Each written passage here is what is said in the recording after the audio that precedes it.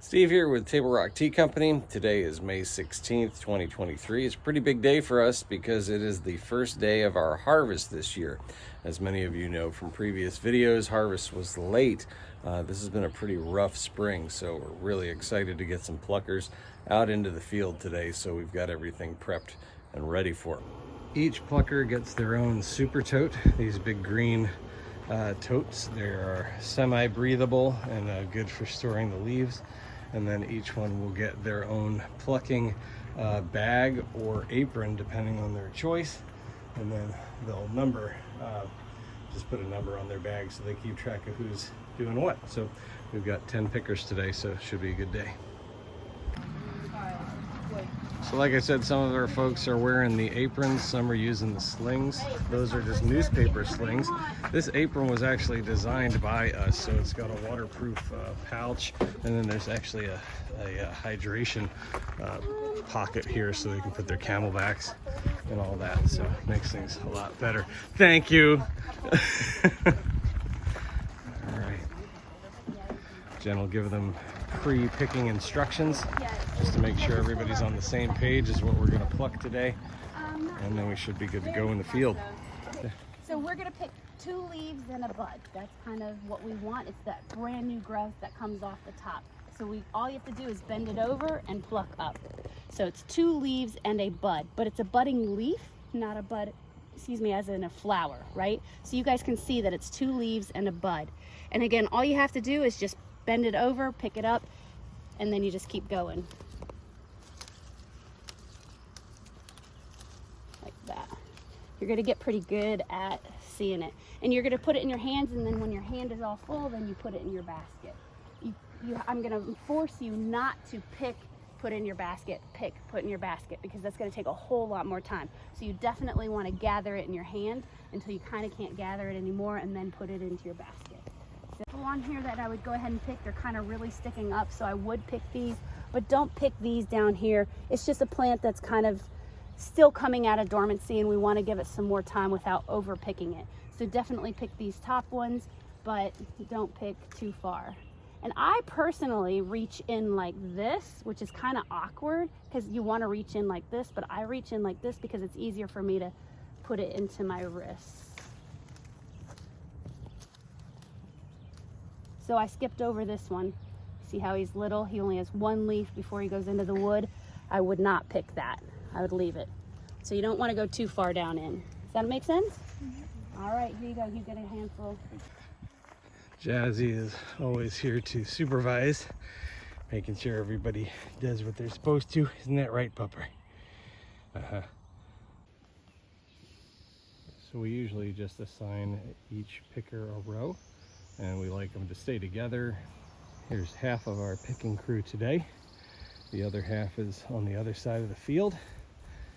But they'll keep working their way down each row, and hopefully we'll get this all picked today.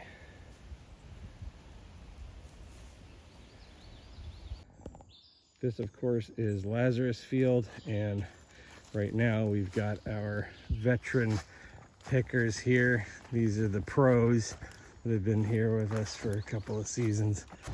So once the leaves are plucked, they go onto our withering bed, and everybody weighs in according to their bag weight, and that's how we pay the workers. As far as payment goes, we pay our pickers by the pound, and that way it doesn't matter if they're fast or they're slow. They can talk if they want to, or they can, just kind of listen to their iPod and move along as fast as they want to. I did a little bit of a test. I always try to the first harvest just to make sure that we're on track, and by my calculations, I would have actually been making about $25 an hour. So you can do pretty well as a plucker once you sort of get the rhythm. So we try to pay our people well. That's always been our business model. We don't want to really brag about running our farm with 4 people. That doesn't excite me at all. I would rather employ people in my local area. So that's what we're doing. This was a very big harvest today, and I don't think we're finished yet in the field. I think there's still more to go. We've got both racks here. Everybody's lining up to weigh in. So somebody else can we've go got over a there, Elysiana. logbook check over in here, and they calculate their weight, and then we'll figure out what the percentage is when it goes dry. And there you go. Very cool. All right. Well, today's harvest is finished, and now we will wait and finish out the entire process of making tea into the wee hours of the night. It will wither, and then we'll roll it and oxidize it. We'll actually finish it up tomorrow morning to start again on the next day's harvest. So, and then we'll take a little bit of break till the next flush. So at the end of the day here, I do want to just say again, thank you so much to all of our team. We've got the best people for sure. And just so you guys know, today was the single largest harvest that we have ever had. And I've got to say that makes me very, very proud of y'all and very humbled at the same time, because we didn't know what to expect coming into this spring. It was a really, really bad winter for agriculture up and down the eastern seaboard.